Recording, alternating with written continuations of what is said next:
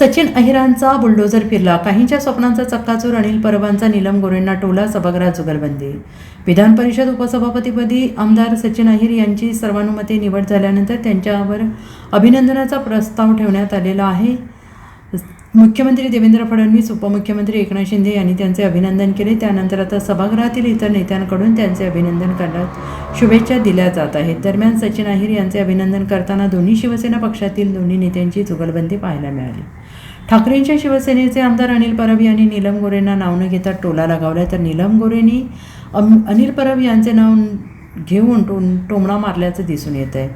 विधान परिषदेत दोन्ही शिवसेना आमदारांची जुगलबंदी पाहायला मिळाली. नीलम गोऱ्हे यांनी सचिन अहिर यांचे अभिनंदन करताना म्हटले की मी स्वतः सभापती आणि उपसभापती म्हणून 1.5 वर्ष काम करत होते. माझ्यावर मोठ्या प्रमाणात टीका झाली. विशेषतः अनिल परब यांनी टीका केली. आता केली नाही, ठीक आहे, तुम्ही तुमची भूमिका व्यवस्थित पार पाडता, असं म्हणत अनिल परब यांच्या भूमिकेवरून त्यांनी टोला लगावला. तसेच मी एकदा बोलले होते, मातोश्रीचं मन राखणं सोपं नसतं, त्यावरून गोंधळ झाला होता, अशी आठवण नीलम गोऱ्हेंनी सांगितली. सभागृहात आल्यावर उजवीकडे बघायचं की डावीकडे हा प्रश्न होता. त्यावेळी मी समोर बघायचे, कधी तर उद्धवजी आणि एकनाथ शिंदे दोघे एकत्र असायचे, तेव्हा कुठे बघायचं, कधी समोर बघायचे, कधी दोघांकडे बघायचे, मी कोणावर अन्याय करत नव्हते, असंही गोऱ्हे यांनी म्हटले. सभागृहात एक दूत बसलेला आहे, तो दूत सगळीकडे असतो, त्याचा काही प्रमाणात फायदा होतो, कधी तोटा होतो, काही न सांगता देखील त्यांनी तोडगे काढलेले आहेत, असं म्हणत मिलिंद नार्वेकरांना देखील नीलम गोऱ्हेंनी शुभेच्छा दिल्या आहेत. विधिमंडळात काही कार्यक्रम होता, त्याची माहिती सर्वांना माहिती असणं गरजेचं आहे. जयंती कार्यक्रम होता, त्याची माहिती आम्हाला माहिती मिळत नाही.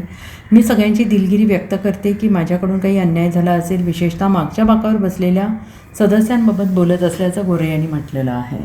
मातोश्रीचं समाधान करणं सोपं नसतं, त्याच्यामुळे मग ते इथे काय बोलले त्याचा व्हिडिओ कोणतरी पाठवणार, अजून कोणतरी काहीतरी जाऊन सांगणार, आणि त्यामुळे परब त्यांचं काम त्यांच्या परीने नेहमी करत असतात. आज पण तुम्ही मन मोठं दाखवलं, माघार घेतलीत, असंच करत राहा, असंही मला सांगायचं की जेणेकरून व्यवस्थित कामकाज इकडचं होऊ शकेल.